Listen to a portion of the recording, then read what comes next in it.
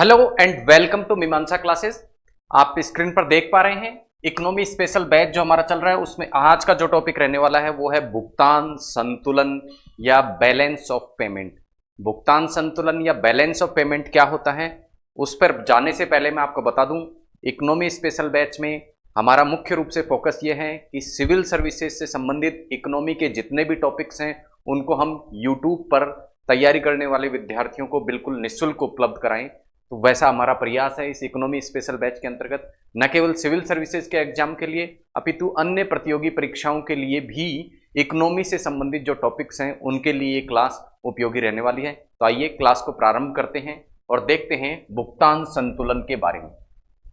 भुगतान संतुलन की यदि हम बात करें तो आसान से शब्दों में यदि भुगतान संतुलन को समझा जाए तो बैलेंस ऑफ पेमेंट या भुगतान संतुलन का तात्पर्य है किसी भी देश से आउटफ्लो विदेशी मुद्रा, यानी किसी देश से बाहर विदेशी मुद्रा जो जाती है वो, और इनफ्लो, इनफ्लो मतलब इनकमिंग आने वाली विदेशी मुद्रा। तो आने वाली विदेशी मुद्रा और देश से बाहर जाने वाली विदेशी मुद्रा का जो अंतर होता है वही आसान से शब्दों में क्या कहलाता है, बैलेंस ऑफ पेमेंट या भुगतान संतुलन कहलाता है।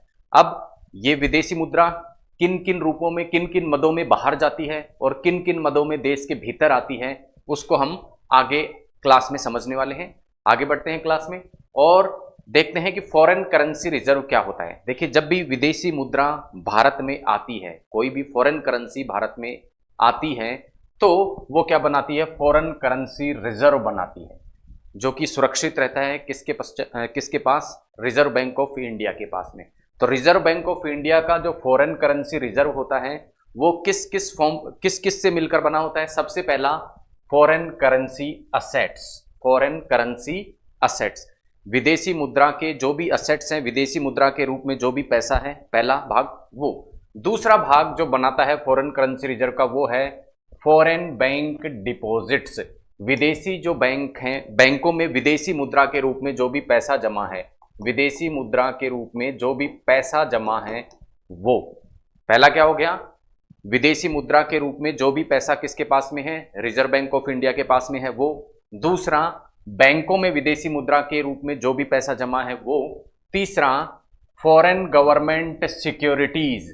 देखिए, भारत से क्या करेंगे, भारत से कुछ लोग या सरकार कई बार क्या करती है, दूसरे देशों में जाकर क्या करती है, वहां की सिक्योरिटीज या प्रतिभूति खरीदती है। तो वो प्रतिभूति भी क्या कहलाती है, किस में गिनी जाती है, फॉरेन करेंसी रिजर्व में गिनी जाती है। इसी के साथ सोना, गोल्ड या सोना भी क्या गिना जाता है, फॉरेन करेंसी रिजर्व के रूप में गिना जाता है। इसके अतिरिक्त SDR, special drawing right, special drawing right क्या होते हैं, ये एक IMF इंटरनेशनल मॉनेटरी फंड या अंतर्राष्ट्रीय मुद्रा जो कोष है उसकी एक करेंसी है जो कि रिजर्व बैंक ऑफ इंडिया द्वारा रखी जाती है। तो रिजर्व बैंक ऑफ इंडिया द्वारा जो भी सोना रखा जाता है, जो भी SDR रखा जाता है, जो भी फॉरेन करेंसी के रूप में पैसा रखा जाता है, इसके अतिरिक्त बैंकों में जो पैसा जमा होता है और इसके अतिरिक्त फॉरेन जो प्रतिभूति हैं या फॉरेन गवर्नमेंट जो सिक्योरिटी हैं वो जो RBI के पास में रखी होती हैं, वे सभी के सभी मिलकर क्या कहलाती हैं, फॉरेन करेंसी रिजर्व कहलाती हैं। तो ये बात करी हमने फॉरेन करेंसी रिजर्व की। अब हम बात करेंगे कि ये फॉरेन करेंसी जो रिजर्व है, जिसे शॉर्ट में क्या कहा जाता है, फॉरेक्स कहा जाता है, इसको रखना जरूरी क्यों है, रखना जरूरी क्या है, क्या जरूरी है कि कोई देश विदेशी मुद्रा को अपने पास में रखे। हमारे यहाँ जो मुद्रा प्रचलन में है वह है रुपया, लेकिन रुपए के अलावा हमें अन्य विदेशी मुद्रा रखना क्यों आवश्यक है। तो उसका कारण है, सबसे पहला, भारत में जो रुपया है उसके अवमूल्यन को बचाने के लिए, रुपए को बचाने के लिए, ठीक है। दूसरा, अभी समझेंगे कि किस प्रकार से रुपए इस रुपए का अवमूल्यन विदेशी मुद्रा रखने से बचता है। दूसरा, आयात करने के लिए। और तीसरा, भारत की जो अर्थव्यवस्था है उसकी क्रेडिट रेटिंग को क्या रखने के लिए, ऊंची रखने के लिए। आइए एक एक करके समझते हैं ये सब कैसे होता है। देखिए, जब भी हम क्या करेंगे, जैसे भारत जब भी क्या जाएगा, USA से कोई चीज क्या करने जाएगा, जब आयात करने जाएगा, USA से आयात करने जाएगा, तो USA जो भारत से पैसा लेगा वो किस रूप में लेगा, रुपए के रूप में नहीं लेगा। रुपए के रूप में ना लेके क्या लेगा, अपनी करेंसी में लेगा, किस में, डॉलर में लेगा। तो इसलिए जब भी USA से कोई सामान खरीदना है भारत को, तो इसका तात्पर्य क्या है कि भारत के पास में डॉलर होने चाहिए। इसी प्रकार अन्य देशों से, किसी भी देश से कोई भी सामान खरीदना है तो वहां की मुद्रा, मानना ए बी सी से खरीदना है भारत को अगर आयात करके सामान, तो ए जो देश है वहां की मुद्रा भारत के पास होनी चाहिए, बी वाले देश की और सी वाले देश की मुद्रा होनी चाहिए, तभी हम क्या कर पाएंगे, आयात कर पाएंगे। तो आयात करने के लिए भारत को क्या चाहिए, विदेशी मुद्रा चाहिए होती है, इसीलिए फॉरेक्स या फॉरेन करेंसी रिजर्व को रखा जाता है। रिजर्व बैंक ऑफ इंडिया इस कोष को रखता है। इसके अतिरिक्त क्रेडिट रेटिंग ऊंची, देखिए अंतर्राष्ट्रीय, कुछ अंतर्राष्ट्रीय संस्थाएं क्या करती हैं, देश के पास उपलब्ध, विभिन्न देशों के पास उपलब्ध फॉरेन जो करेंसीज होती हैं, विदेशी जो मुद्रा है, उसके आधार पर उनकी रैंकिंग करती हैं। और इस रैंकिंग का फायदा ये होता है कि अंतर्राष्ट्रीय स्तर पर जब क्या होता है, अंतर्राष्ट्रीय स्तर पर ऋण लेना होता है तो वो क्या होता है, आसान होता है। अंतर्राष्ट्रीय जो ऋण लेना होता है वो आसान हो जाता है यदि रेटिंग हाई होती है तो इन सभी कारणों से भारत को भी क्या करना पड़ता है, अन्य देशों की तरह फॉरेक्स रिजर्व या फॉरेन करेंसी रिजर्व रखना होता है। एक बात यहाँ आपको विशेष रूप से मैं बताना चाहता हूँ कि फॉरेन करेंसी रिजर्व और फॉरेन करेंसी असेट्स में अंतर है। फॉरेन करेंसी रिजर्व में तो ये सभी मद आते हैं, जबकि फॉरेन करेंसी असेट्स का तात्पर्य है विदेशी मुद्रा के रूप में रिजर्व बैंक ऑफ इंडिया के पास में जो पैसा जमा है वह। आगे चलते हैं और बात करते हैं कि विदेशी मुद्रा होनी चाहिए, फॉरेक्स या फॉरेन करेंसी रिजर्व होना चाहिए रिजर्व बैंक ऑफ इंडिया के पास में या किसी भी देश के सेंट्रल बैंक के पास में, लेकिन कितनी मात्रा में, प्रश्न यह है कि कितनी मात्रा में होना चाहिए। तो ये डिपेंड करता है उस देश के विदेशी ऋण, उस देश पर कितना विदेशी ऋण है। तो जो भी विदेशी ऋण है वो विदेशी ऋण किस रूप में चुकाया जाएगा, विदेशी मुद्रा या बाहर की जो फॉरेन करेंसी है उसी में वो ऋण चुकाया जाएगा। तो जितना अधिक क्या होगा, किसी भी देश पर विदेशी ऋण होगा, फॉरेन करेंसी में क्या होगा, ऋण होगा, उतनी ही आवश्यकता उसको अधिक होगी क्या रखने की, फॉरेन करेंसी रिजर्व रखने की। तो जितना ज्यादा कर्ज विदेशी ऋण, उतना ज्यादा उस देश को फॉरेन करेंसी रखना आवश्यक होगा। उसके बाद में है कि यदि किसी देश द्वारा आवश्यकता से अधिक मात्रा में क्या रखी जाती है, फॉरेक्स रखा जाता है, लार्ज फॉरेक्स मतलब आवश्यकता से अधिक यदि विदेशी मुद्रा स्रोत रखे जाते हैं या विदेशी मुद्रा जो भंडार है यदि उसको रखा जाता है तो उसका परिणाम क्या होता है, सबसे पहले cost of acquisition is high. अब भारत को क्या करना है, यदि डॉलर रखना है तो उस डॉलर कोई फ्री में तो भारत को मिलेगा नहीं, तो भारत को उसके लिए क्या चुकाना पड़ता है, पैसा चुकाना पड़ता है। किस रुपए में, रुपए में, ठीक है, किस मुद्रा में, रुपए में। तो भारत रुपए देगा यूएसए को और यूएसए से क्या लेके आएगा, डॉलर लेके आएगा। यानी अधिक मात्रा में भारत को डॉलर खरीदने के लिए अधिक मात्रा में क्या चाहिएगा, पैसा चाहिएगा। और अधिक मात्रा में जब पैसा चाहिएगा रुपए के रूप में, तो रुपए की अधिक छपाई, अधिक प्रिंटिंग करनी पड़ेगी। और ये जो प्रिंटिंग करने में कॉस्ट आती है वो कहलाती है स्टरलाइजेशन। तो एक स्टरलाइजेशन इफेक्ट अर्थव्यवस्था में देखने को मिलता है जब विदेशी मुद्रा का बड़ा भंडार रखा जाता है, क्योंकि विदेशी मुद्रा के बड़े भंडार को खरीदने के लिए जो घरेलू मुद्रा है उसको अधिक मात्रा में छापना पड़ता है और उससे स्टरलाइजेशन जो कॉस्ट है वो उस देश को उठानी पड़ती है। तो ये बड़े जो करेंसी रखी जाती है, बड़ी मात्रा में करेंसी यदि विदेशी मुद्रा के रूप में रखा जाए तो उसका क्या नुकसान हो सकता है, इसकी हमने बात की। अब हमारे मुख्य मुद्दे पर आते हैं, बैलेंस ऑफ पेमेंट। जैसा मैंने आपको बताया, बैलेंस ऑफ पेमेंट क्या होता है, विदेशी मुद्रा के रूप में बाहर गया पैसा, यानी कि यहां से बाहर निकलने वाली विदेशी मुद्रा और देश में आने वाली विदेशी मुद्रा के मध्य जो अंतर होता है वही क्या कहलाता है, बीओपी या भुगतान संतुलन या बैलेंस ऑफ पेमेंट कहलाता है। अब विदेशी मुद्रा देश से बाहर कब आती है और कब जाती है, तो विदेशी मुद्रा का जितना भी ट्रांजैक्शन होता है वो अंतर्राष्ट्रीय स्तर या वैश्विक स्तर पर होगा। या तो क्या करेगा, कोई भी कंपनी जो है जो क्या करती है, विदेश में व्यापार करती है, उसको विदेशी मुद्रा चाहिएगी, वो या तो विदेशी मुद्रा बाहर भेजेगी या बाहर से मुद्रा लेकर आती है। ठीक है, नंबर 1। दूसरा, सरकार यानी कि व्यापारी और सरकार क्या करते हैं, विदेशी मुद्रा में ट्रांजैक्शन करते हैं। तो जितने भी ट्रांजैक्शंस होते हैं, जितने भी ये ट्रांजैक्शन विदेशी मुद्रा में होते हैं, वे सभी के सभी बैलेंस ऑफ पेमेंट में गिने जाते हैं। और इन सभी का जो अंतर कहलाता है वो क्या कहलाता है, बैलेंस ऑफ पेमेंट या बीओपी कहलाता है। अब यदि देश से बाहर जाने वाली विदेशी मुद्रा अधिक है जबकि देश के अंदर आने वाली विदेशी मुद्रा यानी इनफ्लो विदेशी मुद्रा का कम है, तो भुगतान संतुलन में कैसी स्थिति होगी, घाटे की स्थिति होगी, जिसे क्या कहा जाएगा, भुगतान संतुलन घाटा या बीओपी डेफिसिट कहा जाएगा। यदि देश में आने वाली विदेशी मुद्रा अधिक है अपेक्षाकृत देश से बाहर जाने वाली विदेशी मुद्रा के, तो अब बैलेंस ऑफ पेमेंट की जो स्थिति होगी वो कैसी स्थिति होगी, सरप्लस की स्थिति होगी या अधिशेष की स्थिति यहां मानी जाएगी। तो बैलेंस ऑफ पेमेंट क्या हो सकता है, किसी देश के लिए सरप्लस भी हो सकता है, किसी देश के लिए डेफिसिट भी हो सकता है, या घाटे वाला भी हो सकता है। तो भुगतान संतुलन में घाटा कब होगा, जब आने वाली विदेशी मुद्रा की मात्रा कम हो और देश से बाहर निकलने वाली विदेशी मुद्रा ज्यादा हो।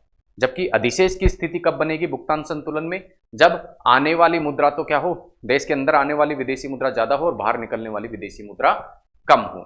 यदि घाटे की स्थिति बनती है तो इस घाटे की स्थिति में क्या किया जाता है, अभी हमने देखा था पिछली स्लाइड में कि रिजर्व बैंक ऑफ इंडिया के पास में क्या होता है, फॉरेन करेंसी असेट्स होता है। क्या होता है, फॉरेन करेंसी असेट्स होता है। तो जितना घाटा बैलेंस ऑफ पेमेंट या भुगतान संतुलन में है, मान लो क्या है, भारत में $100 की विदेशी मुद्रा तो क्या होती है, इनफ्लो हुआ, जबकि आउटफ्लो कितना हुआ, $120 बाहर निकली। तो अब भुगतान संतुलन में जो घाटा हुआ वो कितना हुआ, $20।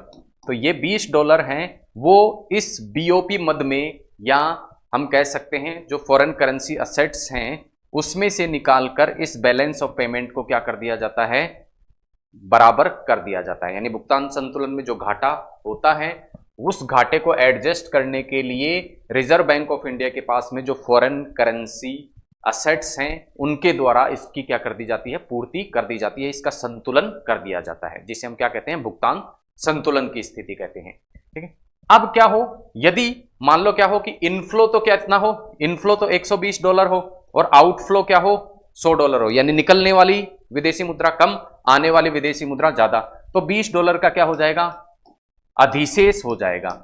तो ये जो अधिशेष होगा इसको कहां ले जाया जाएगा, रिजर्व बैंक ऑफ इंडिया के पास में जो फॉरेन करेंसी एसेट्स है उसमें डाल दिया जाएगा। यानी घाटे की स्थिति होती है तो उस घाटे की पूर्ति रिजर्व बैंक ऑफ इंडिया के असेट से कर दी जाती है, जबकि सरप्लस की स्थिति होती है तो वो सरप्लस या अधिशेष कहां डाल दिया जाता है, रिजर्व बैंक ऑफ इंडिया के पास में जो असेट्स हैं उनमें मिला दिया जाता है। तो ये बात करी हमने भुगतान संतुलन में घाटे और किसकी, अधिशेष की स्थिति की, और दोनों ही स्थितियों में चाहे घाटा हो चाहे अधिशेष हो उनमें भुगतान संतुलन को किस प्रकार से मेंटेन रखा जाता है उसकी हमने बात की। अभी तक हमने देखा कि भुगतान संतुलन में या बीओपी में, बैलेंस ऑफ पेमेंट में क्या देख रहे थे हम, कि विदेशी मुद्रा आउटफ्लो और इनफ्लो देख रहे थे। अब हम देखेंगे कि विदेशी मुद्रा का आउटफ्लो और इनफ्लो तो हमने देखा, लेकिन ये आउटफ्लो और इनफ्लो देश में होता किस प्रकार से है, कब विदेशी मुद्रा बाहर निकलती है, कब विदेशी मुद्रा देश के अंदर आती है।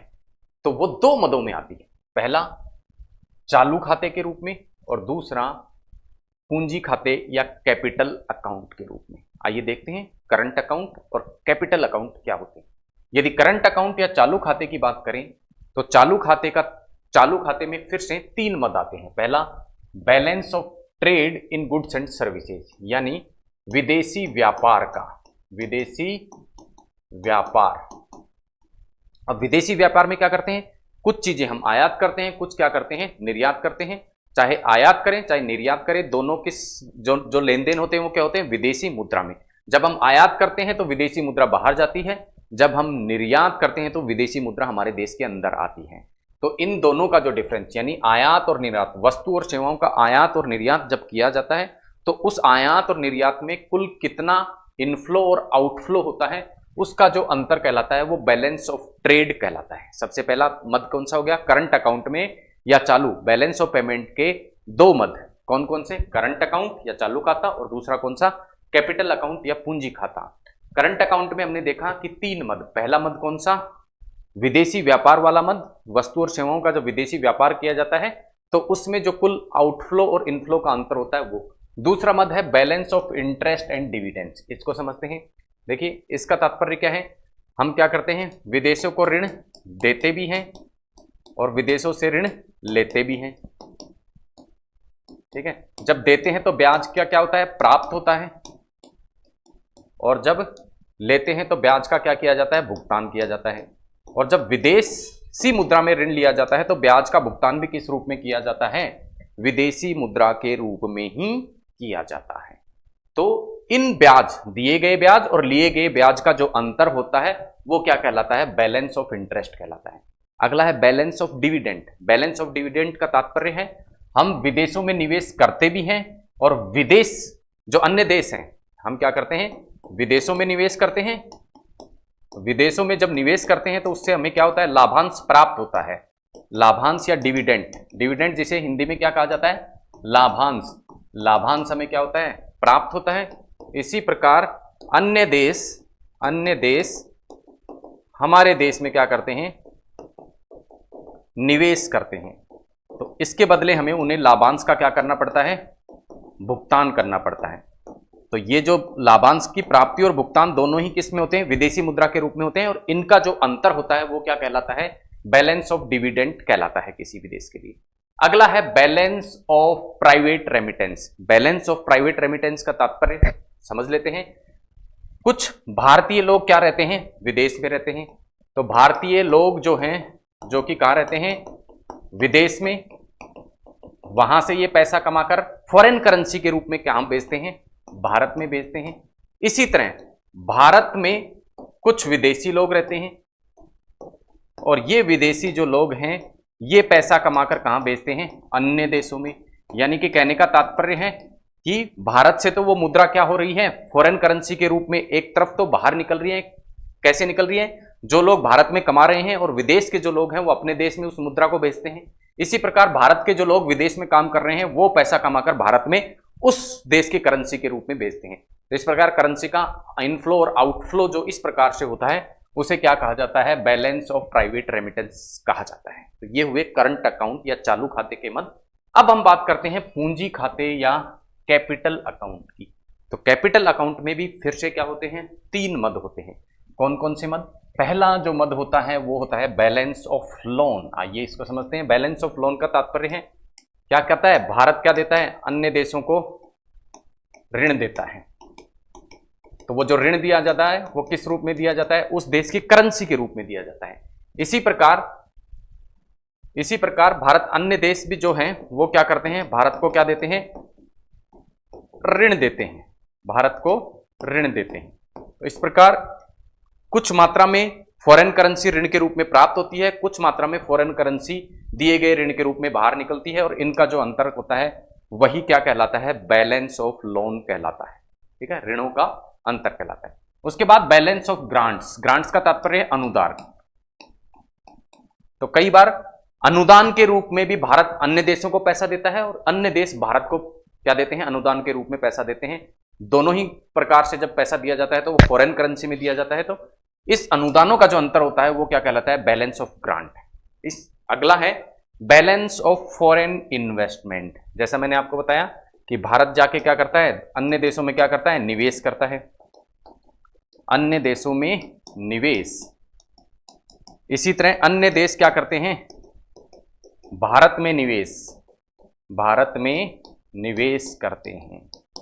इनका जो अंतर कहलाता है वही क्या कहलाता है? बैलेंस ऑफ फॉरेन इन्वेस्टमेंट कहलाता है। तो एक चीज यहां अगर आपने नोट की हो तो देखिए, जब क्या किया जाता है? ऋण लिए और दिए जाते हैं तो उन्हें तो हम कौन सी मद में रख रहे हैं? कैपिटल अकाउंट में। इसी प्रकार जब क्या किया जाता है? अन्य देशों में निवेश किया जाता है या हमारे देश में निवेश किया जाता है तो उसे भी हम किस मद में रख रहे हैं? कैपिटल अकाउंट के मद में रख रहे हैं या पूंजी खाते के मद में रख रहे हैं। लेकिन इस लिए गए लोन या दिए गए लोन के बदले जो ब्याज वाला मद है उसे हमने कहां रखा है? किस में रखा है? चालू खाते में रखा है। इसी प्रकार जो निवेश किया जाता है उसके बदले जो लाभांश हमें प्राप्त होता है या हमारे द्वारा अन्य देश को दिया जाता है उसे भी हमने किस में रखा है? करंट अकाउंट या चालू खाते में रखा है। तो उम्मीद है आप समझ रहे होंगे। फिर से एक बार मैं आपको रिपीट कर दूं कि भुगतान संतुलन या बैलेंस ऑफ पेमेंट होता है, उसकी 2 मद होती है। पहली जो मद होती है वो होता है चालू खाता और दूसरा जो मद होता है वो होता है कैपिटल अकाउंट या पूंजी खाता। करंट अकाउंट में कौन कौन से ट्रांजैक्शन आते हैं? वे सभी ट्रांजैक्शंस का अंतर जिसमें क्या होता है? विदेशी व्यापार होता है। विदेशी व्यापार यानी आयात और निर्यात के रूप में जो पैसा अन्य देशों से लिया या दिया जाता है उसका अंतर। दूसरा, अन्य देशों में जो निवेश किया जाता है या अन्य देशों को जो ऋण दिए जाते हैं उनके बदले में प्राप्त होने वाले ब्याज और लाभांश का अंतर। उसके अतिरिक्त अन्य देश के लोग जो भारत में पैसा भेजते हैं और हमारे यहाँ से अन्य देशों के लोग उनके देशों में जो पैसा भेजते हैं उसका अंतर, ये सभी किस में आते हैं? करंट अकाउंट में आते हैं। जबकि पूंजी खाते के अंतर्गत क्या क्या आता है? एक तो बैलेंस ऑफ लोन्स यानी भारत द्वारा लिए गए ऋण और दिए गए ऋणों का अंतर, इसी प्रकार भारत द्वारा दिए गए अनुदान और लिए गए अनुदानों का अंतर, balance of foreign investment Bharat द्वारा विदेशों में किए गए निवेश और अन्य देशों के भारत में निवेश का अंतर, ये सब का अंतर क्या कहलाता है?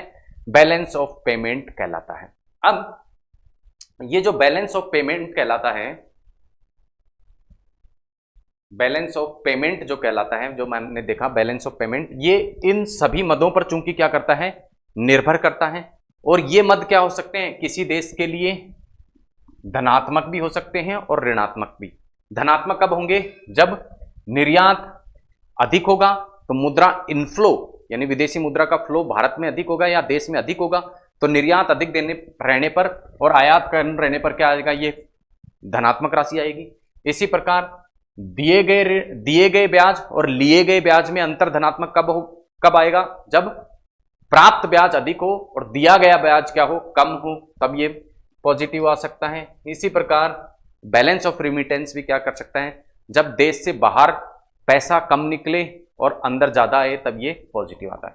तो अलग अलग देशों के लिए ये जो मद हैं वो धनात्मक भी हो सकते हैं और ऋणात्मक भी हो सकते हैं। अब एक एक करके इन सभी मदों को फिर से हम समझने का प्रयास करते हैं। सबसे पहले हम देखा बैलेंस ऑफ एक्सपोर्ट और इंपोर्ट। सिंपल सी बात है, आयात और निर्यात, किसी देश द्वारा किए गए आयात और निर्यातों का जो अंतर होता है वही क्या होता है?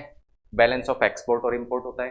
फिर बैलेंस ऑफ इंटरेस्ट या डिविडेंड्स, तो जैसा मैंने आपको बताया, जब भी देश क्या देता है? किसी अन्य देश को ऋण देता है, लोन गिवन, तो उसके बदले में क्या कमाता है? ब्याज कमाता है।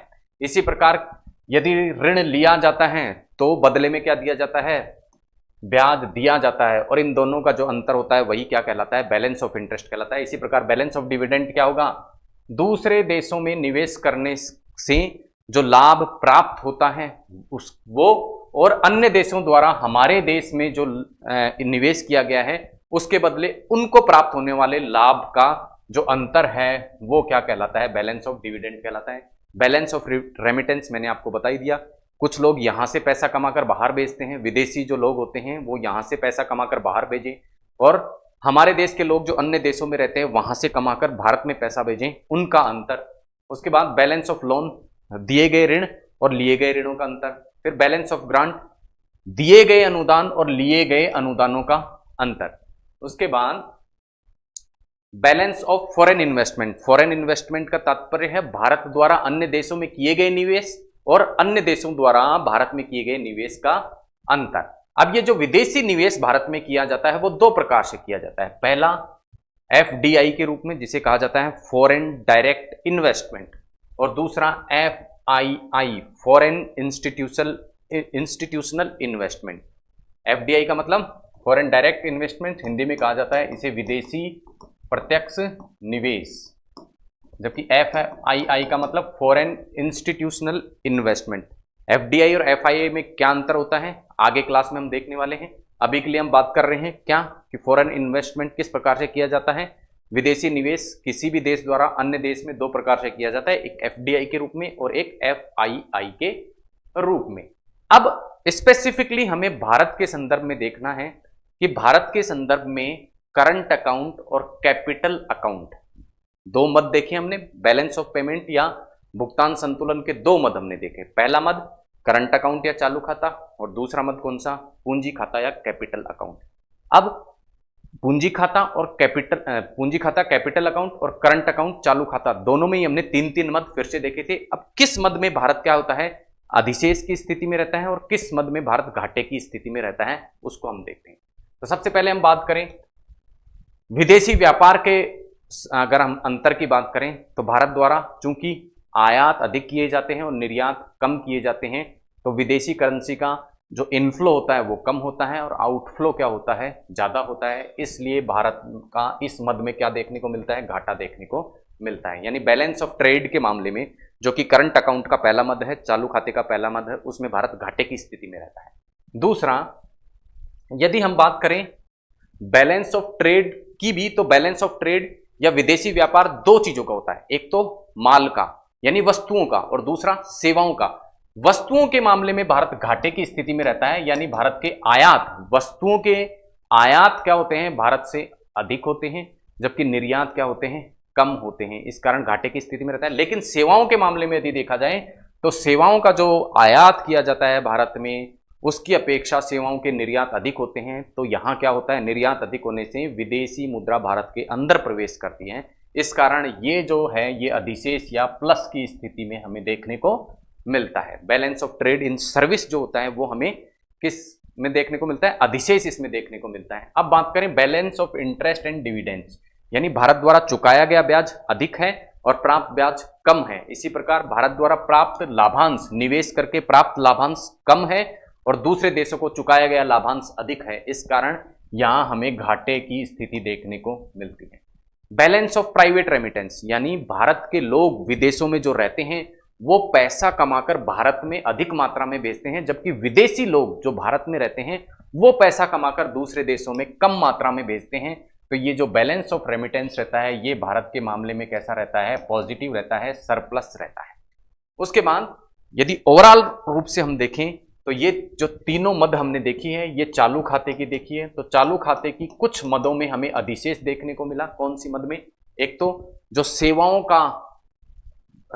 का जो व्यापार है उसमें हमें अधिशेष देखने को मिला, साथ ही साथ बैलेंस ऑफ प्राइवेट रेमिटेंस में हमें अधिशेष देखने को मिला। लेकिन दो मदों में हमने क्या देखने को मिला, ऋणात्मक या घाटे की स्थिति देखने को मिली। और कुल मिला के भारत का जो चालू खाता रहता है, इन सभी मदों को मिला दिया जाए तो कुल मिला के या परिणामिक रूप से भारत का चालू खाता किस में रहता है, घाटे की स्थिति में रहता है, जिसे क्या बोलते हैं, CAD या करंट अकाउंट डेफिसिट बोला जाता है। तो करंट अकाउंट डेफिसिट या CAD या चालू खाते का घाटा, चालू खाते में घाटा क्यों रहता है, क्योंकि ओवरऑल क्या होता है, घाटे की स्थिति बनी रहती है। हालांकि दो जगह सरप्लस देखने को मिलता है, लेकिन ये सरप्लस जो अन्य दो मद हैं उनमें हुए घाटे को पाट नहीं पाता है, तो यहां हमें घाटे की स्थिति देखने को मिलती है। आगे चलते हैं, अब बात करते हैं हम कैपिटल अकाउंट की। चालू खाते की हमने बात करी, अब दूसरा जो खाता है बैलेंस ऑफ पेमेंट का वो है पूंजी खाता या पूंजीगत खाता या कैपिटल अकाउंट। अब देखिए कैपिटल अकाउंट में सबसे पहला मद जो हम देखते हैं वो होते हैं दिए गए ऋण और लिए गए ऋण का अंतर। तो भारत द्वारा दिए गए ऋण तो क्या होते हैं, कम होते हैं, दिए गए ऋण तो कम होते हैं और लिए गए ऋण क्या होते हैं, ज्यादा होते हैं। तो यहां हमें कैसी स्थिति देखने को मिलती है, लिए गए ऋण अधिक, यानी पैसा इनफ्लो अधिक आ रहा है, देश में पैसा आ अधिक रहा है, देश से पैसा जा कम रहा है। तो यहां हमें कैसी स्थिति देखने को मिलती है, सरप्लस की स्थिति देखने को मिलती है। इसी प्रकार बैलेंस ऑफ ग्रांट्स, भारत द्वारा दिए गए अनुदान और प्राप्त अनुदान का अंतर। भारत द्वारा अनुदान दिए अधिक मात्रा में जाते हैं जबकि लिए कम मात्रा में जाते हैं। भारत द्वारा दिए गए अनुदान की अपेक्षा भारत द्वारा प्राप्त जो अनुदान होते हैं, ग्रांट्स होती हैं विदेशों से, वो ज्यादा होती है। इसलिए यहां भी इनफ्लो ज्यादा होता है, फॉरेन करेंसी भारत के अंदर अधिक आती है अपेक्षाकृत बाहर निकलने के इस मद में। तो ये भी हमें सरप्लस की स्थिति देखने को मिलता है। Balance of foreign investment, Bharat के अंदर जो विदेशी निवेश है वो अपेक्षाकृत अधिक मात्रा में आता है, किसकी अपेक्षा, भारत द्वारा बाहर किए गए निवेश की अपेक्षा। तो यहां भी परिणामिक रूप से क्या होता है, विदेशी मुद्रा का इनफ्लो होता है, भारत के अंदर विदेशी मुद्रा आती है। तो ये भी हमें प्लस की स्थिति में देखने को मिलता है। तो ओवरऑल तीनों प्लस में है। तो पूंजी खाता जो भारत का है वो पूंजीगत खाता या कैपिटल अकाउंट हमें क्या देखने को मिलता है, सरप्लस की स्थिति में देखने को मिलता है। हमने देखा था करंट अकाउंट जो था या चालू खाता है, चालू खाते में घाटा था, लेकिन पूंजीगत खाते में क्या है, सरप्लस है। परंतु ये सरप्लस भी इस घाटे को पूरा नहीं कर पाता है और समग्र रूप से यदि भारत के विदेशी व्यापार को देखा जाए या हम कह सकते हैं बैलेंस ऑफ पेमेंट या भुगतान संतुलन को देखा जाए तो उसमें घाटे की स्थिति बनी रहती है, क्योंकि पूंजीगत खाते में आया हुआ अधिशेष भी भारत के चालू खाते के घाटे को पूर्ण नहीं कर पाता है। ये हमने बात करी बैलेंस ऑफ पेमेंट के कुछ मदों की। दो प्रकार के मद देखे थे, करंट अकाउंट और कैपिटल अकाउंट। अब हम देखने वाले हैं कि इन मदों में से कौन कौन से मद क्या हैं, विजिबल या दृश्य मद कहलाते हैं और कौन से मद क्या कहलाते हैं, इनविजिबल या अदृश्य मद कहलाते हैं। सबसे पहले इनविजिबल हम अदृश्य मदों की बात करेंगे, और इन अदृश्य मदों के अलावा जितने भी मद हमने कैपिटल अकाउंट और करंट अकाउंट में देखे थे, इन सभी के अलावा वो सारे के सारे जो थे वो क्या कहलाएंगे, दृश्य मद कहलाएंगे। तो अदृश्य मद कौन कौन से हैं? पहला सेवा। सेवा जैसे वस्तु होती है, कोई भी वस्तु वो हमें दिखती है, लेकिन सेवा हमें दिखती नहीं है, इसलिए इसे इनविजिबल की कैटेगरी में इसको रखा जाता है। जैसे सेवा का हम कहेंगे बैंकिंग, कोई व्यक्ति किसी को बैंकिंग की सुविधा प्रदान कर रहा है, कोई बैंक किसी को बैंकिंग की सुविधा प्रदान कर रहा है, तो क्या बैंकिंग की सेवा आपको दिखती है? अकाउंट आपका अकाउंट खुला हुआ है, लेकिन वो डिजिटली खुला हुआ है, आपको वो दिखाई नहीं देता है, तो ये मद किस में गिना जाता है? सर्विस वाला जो मद है वो बैलेंस ऑफ पेमेंट के अंतर्गत अदृश्य मद में गिना जाता है। इसी प्रकार ब्याज वाला जो मद है वो भी किस रूप में गिना जाता है? अदृश्य मदों में। लाभांश का जो मद है वो भी किस मद में गिना जाता है? अदृश्य मदों में। और प्राइवेट रेमिटेंस वाला जो मद है वो भी किस में गिना जाता है? अदृश्य मदों में गिना जाता है। तो हम कह सकते हैं जो करंट अकाउंट था, हमारा चालू खाता था, चालू खाते का केवल एक ही मद, कौन सा मद जो हमने देखा था? वस्तुओं का जो विदेशी व्यापार था वही केवल दृश्य मद में गिना जाता है, वस्तुओं का विदेशी व्यापार। जबकि सेवाओं का जो व्यापार है वो किस में गिना जा रहा है? अदृश्य मद में। इसी प्रकार इंटरेस्ट, ब्याज, लाभांश और प्राइवेट रेमिटेंस तीनों किस में गिने जा रहे हैं? अदृश्य मद में। तो कई बार परीक्षा में इस प्रकार का प्रश्न पूछा जाता है कि बैलेंस ऑफ पेमेंट के जो मद हैं उनमें से अदृश्य मद कौन कौन से हैं? तो अदृश्य मद 4 हैं, सर्विस, इंटरेस्ट, डिविडेंड और रेमिटेंस, यानी कि सेवा, ब्याज, लाभांश और प्राइवेट रेमिटेंस, ये सभी क्या हैं? अदृश्य मद हैं। किसके अंतर्गत? बैलेंस ऑफ पेमेंट के अंतर्गत। अब बैलेंस ऑफ पेमेंट का जो पूंजी खाता था, पूंजीगत खाता या कैपिटल अकाउंट था, उस कैपिटल अकाउंट के अंतर्गत एक मद हमने देखा था विदेशों से प्राप्त ऋण, और दूसरा हमने मद देखा था विदेशों से प्राप्त निवेश। हम बात करने वाले हैं विदेशों से प्राप्त निवेश के बारे में।